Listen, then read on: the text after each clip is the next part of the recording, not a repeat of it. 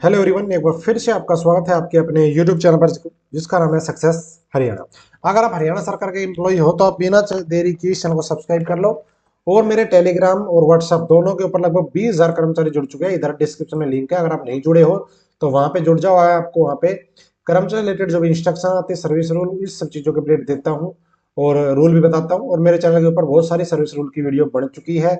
Leave rule हो, general rule, ex gratia policy हो, conduct rule हो, पे रूल हो, पेंशन रूल हो, बहुत सारी वीडियो देख लेना, आपके काम आएंगी। अब बात करते हैं मेरे पास सबसे ज्यादा जो लास्ट कुछ दिनों से कह सकते हो एक जो आ रहा है टॉपिक, वो आ रहा है GIS, ग्रुप इंश्योरेंस स्कीम, कि जिसके बारे में बताओ क्या होता है, कैसे मिलता है, कैसे क्या सिस्टम है, इसका है क्या चीज। तो देखो, ये बेसिकली क्या है, 1986 से शुरू हुई थी। आई स्कीम 1985 में थी, लेकिन ये शुरू हुई 1 अप्रैल 1986 को।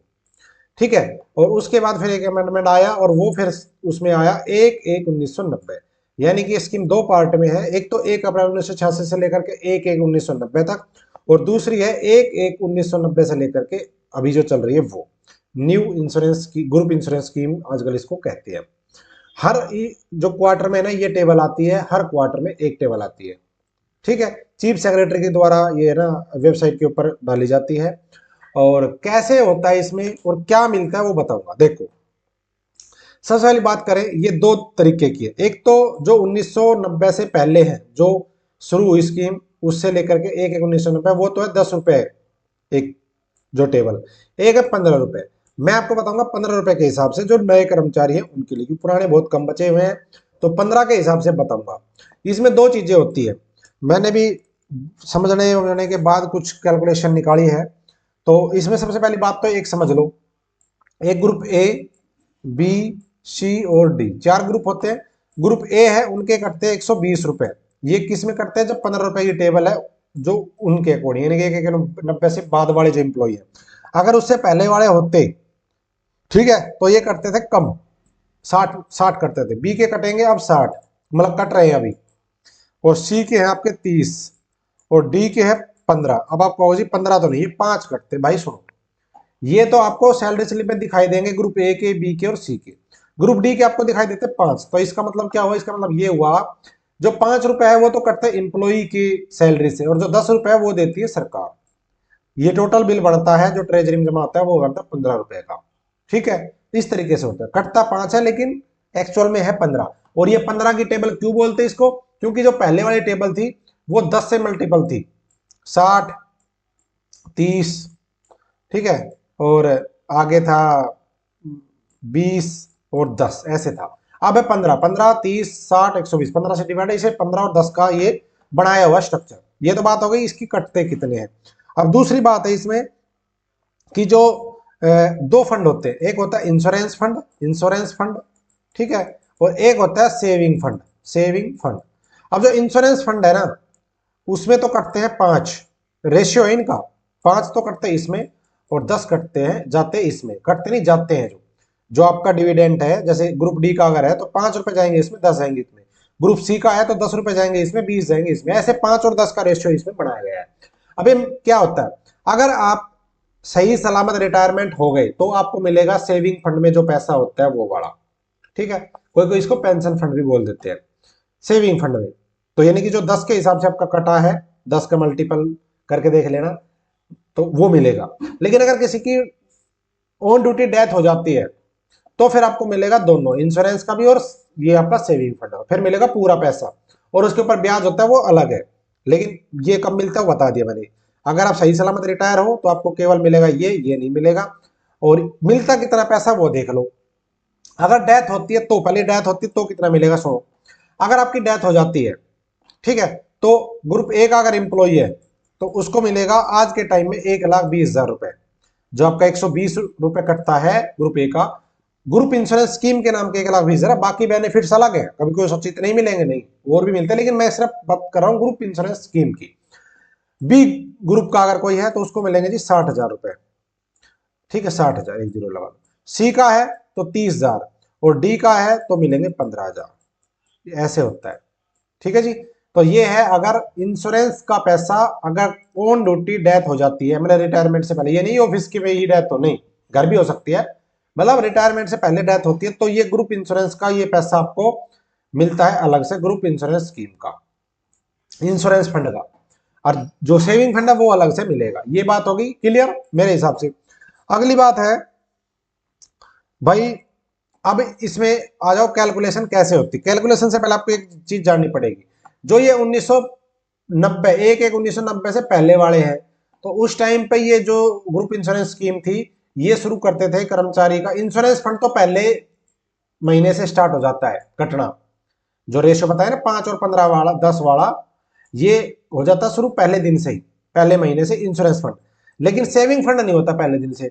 अब देखो 1986 से पहले था 1/4/2000 1986, यानी कि 1 अप्रैल को इसकी बोल देते हैं शुरुआत जो हुई थी वो थी 1 अप्रैल।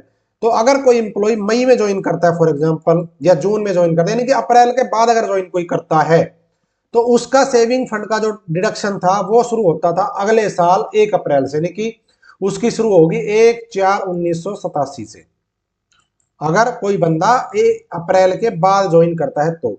और अगर किसी ने मान लो फरवरी में ज्वाइन करा, फरवरी में, तो उसकी अप्रैल से ऑटोमेटिक शुरू हो जाएगी। ठीक है, कौन सा? Saving fund. इंश्योरेंस फंड उसका इसी डेट से शुरू हो चुका है, सेविंग फंड कटेगा उसका इस डेट से अगले महीने। लेकिन 1990 में जब अमेंडमेंट आया तो फिर कर दिया 1 जनवरी को इसकी, जो कह सकते हो स्टार्टिंग डेट 1 जनवरी।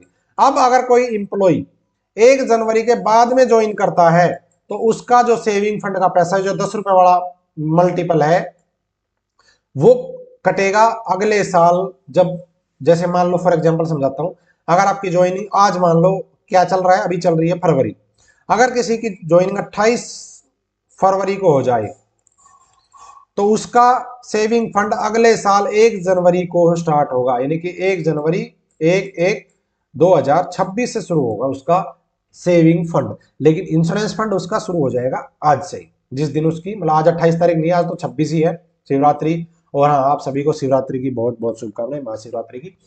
तो ये बात है समझने की कि कब से कटना शुरू होता है। क्लियर? ये बहुत बेसिक सी चीज थी, मैंने आपको बता दी है। यानी कि हमेशा 1 जनवरी से आपका पैसा कटेगा सेविंग फंड का, चाहे वो, अब आप देख लो ज्वाइनिंग कब है आपकी, जब भी 1 जनवरी आएगी तब आपका शुरू हो जाएगा।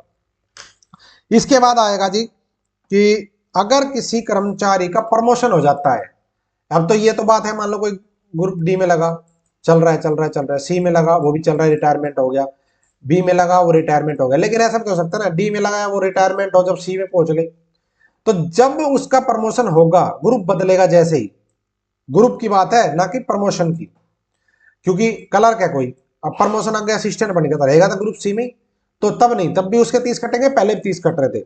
लेकिन अगर ग्रुप बदलता है डी से सी, सी से बी या बी से ए, अगर ऐसा होता है तो सेम चीज है। जब मान लो किसी बंदे का, मान लो आज कोई ग्रुप डी में है, फॉर एग्जांपल डी में है, तो वो प्रमोट हो गया जून में, ध्यान देना जून 2025 को प्रमोट हो गया, एग्जांपल दे रहा हूं, तो 1/1/2026 तक उसका ग्रुप डी के अकॉर्डिंग 15 रुपए ही कटेगा। सैलरी में से 5 कटता है, लेकिन बताया ना 15 कैसे, 15 ही कटता रहेगा। 1/1/26 से उसका 30 रुपए कटना शुरू हो जाएगा। ऐसे ही सेम इसमें सी से जब बी में जाएगा कोई इंप्लॉय, तो जब तक 1 जनवरी नहीं आती है तब तक उसका 30 कटेगा, उसके बाद बी के अकॉर्डिंग 60 रुपए। तो यानी कि जो भी चेंज होना है, इंक्रीज करना है जो, वो भी 1 जनवरी से ही, अगली जो 1 जनवरी आती है, इसको एनिवर्सरी डेट बोल सकते हो या लागू हो वो डेट मान सकते हो, वो, तो उस डेट को इसका पैसा इंक्रीज करना है। ये हो गई इसकी बेसिक बात। अब आ जाओ सीट के ऊपर, ये क्यों बताया मैंने, पता है, अब आपको पता चलेगा। अब आ जाओ फॉर एग्जांपल किसी बंदे की डेट ऑफ ज्वाइनिंग, ज्वाइनिंग जो है, किसी ने ज्वाइन करा, मान लो मैं बताता हूं आपको एग्जांपल के लिए, ज्वाइन कर दिया 1/10/1992, 1992, ध्यान देना कैसे कैलकुलेट कर रहे हैं। किसी की ज्वाइनिंग है 1/10/1992 और उसकी रिटायरमेंट हो रही है, हो चुकी, मतलब मान के चलो अगस्त अगस्त 2024, समझ ला ध्यान से, ये उसकी है रिटायरमेंट की डेट। अब मैंने आपको क्या बताया, अगर किसी की भी ज्वाइनिंग 1 जनवरी के बाद होती है तो उसका पैसा कब से कटेगा सेविंग फंड का, वो कटेगा 1 जनवरी 1993, यानी कि अगले साल जो आएगी। अब इसकी 92 में ज्वाइनिंग हुई है, तो इसकी कब कटेगी 1 जनवरी 1993। तो हम टेबल पकड़ेंगे कौन सी, जो 93 वाली है।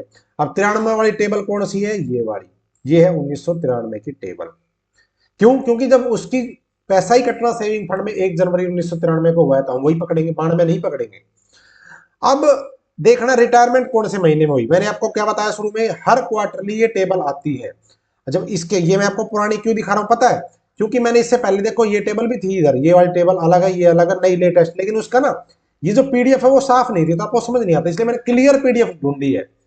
तो जब आगे जो पीडीएफ आई है अगले क्वार्टर की, तो उसमें ये अक्टूबर नवंबर दिसंबर ये तीनों महीने मिलेंगे, लेकिन मैं रिटायर कर रहा हूं इसलिए अगस्त में।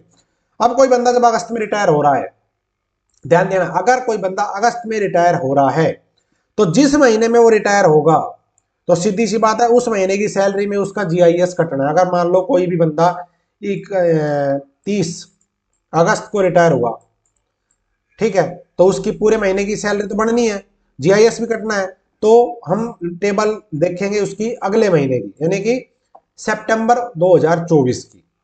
अब सितंबर 2024 में आप ध्यान दो, उसका जो पैसा कटा है, ठीक है, सितंबर 2024 में जो उसका पैसा कटा है, तो वो पैसा हमें देखना है। अब आप कहोगे जी फिर ये ग्रुप ए बी सी ये कैसे बताएंगे कि किसका कितना है, तो मैंने आपको क्या बताया, मैं आपको टेबल दिखा रहा हूं 15 रुपए वाली। क्यों, 15 का मल्टीपल होता है, टेबल आपको 15 की ही मिलेगी, और एक टेबल है 10 की, जो पुराने इंप्लॉई है उनकी, वो आपको यहाँ पे 10 वाला मल्टीपल मिलेगा। तो 15 का मल्टीपल, अगर कोई बंदा ग्रुप डी का रिटायरमेंट है, ध्यान देना, अगर कोई बंदा ग्रुप डी का रिटायरमेंट है, तो उसको कितने पैसे मिलेंगे, उसको मिलेंगे ये वाले पैसे, कितने, 19,123, ये पैसे उसको मिलेंगे।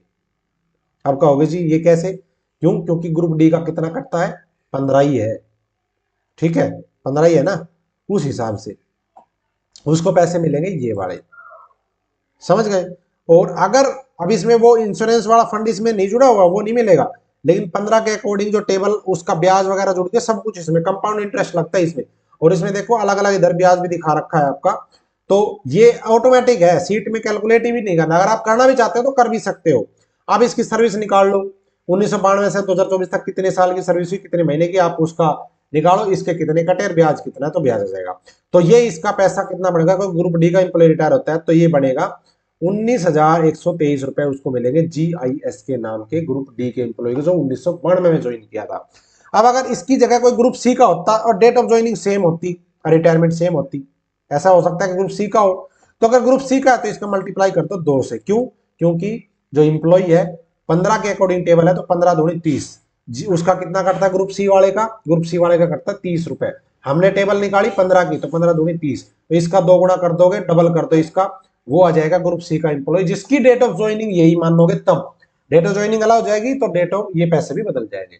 और अगर इसकी जगह कोई इंप्लॉय, अगर इसकी जगह कोई इंप्लॉय ग्रुप बी का है, तो उसका कितना है, उसका 60 है, यानी कि कितना है, 15 चौक 60, 4 से मल्टीप्लाई करना पड़ेगा किसको, अगर कोई सेम इंप्लॉय है, डेट ऑफ ज्वाइनिंग जो मैं बता रहा हूँ वो मान के चलो, तो 19,000 गुणा में 4 कर दो, वो आ जाएगी ग्रुप बी की। और अगर कोई ग्रुप ए का इंप्लॉय है तो कितना हो जाएगा, 15 अट्ठे 120, समझ गए, ऐसे ही होता है ना। तो इसको कर दो फिर मल्टीप्लाई 8 से, इसको 8 से मल्टीप्लाई कर देगा तो ये आ जाएगा ग्रुप ए का निकल के। ऐसे होती है जीआईएस की कैलकुलेशन।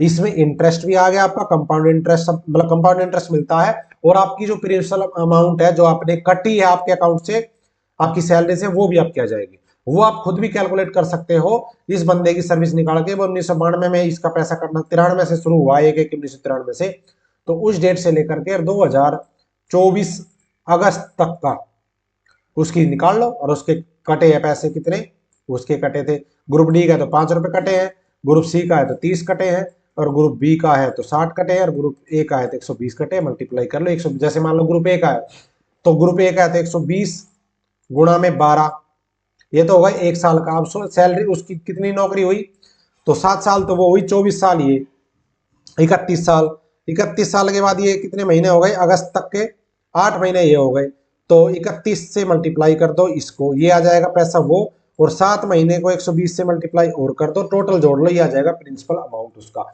बाकी जो बचा वो सारा उसका ब्याज है। तो ये होती है भाई जीआईएस कैलकुलेशन, कोई बहुत बड़ी नहीं है, और इसको मैंने समझने के लिए 1-2 साथियों की मदद ली, तो अपने अशोक जी हैं कलर, उनसे भी मैं इसकी पूछी थी, और एक साथी और अपना ट्रेजरी में धर्मवीर, उससे भी पूछा। और फिर ये जो टेबल है इसको देख के कुछ समझ के जब आपके सामने वीडियो बनाई है। क्योंकि देखो हर आदमी सीख के ही कुछ बताता है, मैं सीख रहा हूं आपको बताऊं, आप सीखो किसी और को बताओगे। तो इस तरह से अगर आपको कुछ ना कुछ सीखना है तो मेरे साथ जुड़े रहे, चैनल को सब्सक्राइब कर ले। ये चैनल आपको सरकारी कर्मचारी रिलेटेड नई नई चीजें सिखाता हूँ, इंस्ट्रक्शन बताता हूँ, रूल बताता हूँ, और आपको बेनिफिट मिलेगा। खुद भी समझोगे, किसी और को भी बताओगे, और किसी और साथी को शेयर भी करो मेरे चैनल को। और मेरा टेलीग्राम और व्हाट्सएप का लिंक जरूर ज्वाइन कर लेना, डिस्क्रिप्शन में लिंक है, ताकि आपको वहां पे कुछ ना कुछ सीखने को मिले और आपको रूल पता चलता रहे। इससे पहले की वीडियो सर्विस रूल की देखनी तो चैनल के ऊपर प्ले लिस्ट है, चेक कर लेना, देख लेना। थैंक यू, जय हिंद, जय भारत, जय हिंद। आपका दिन शुभ हो। लाइक शेयर सब्सक्राइब आप जरूर कर दोगे, मुझे आपके ऊपर पूरा भरोसा है।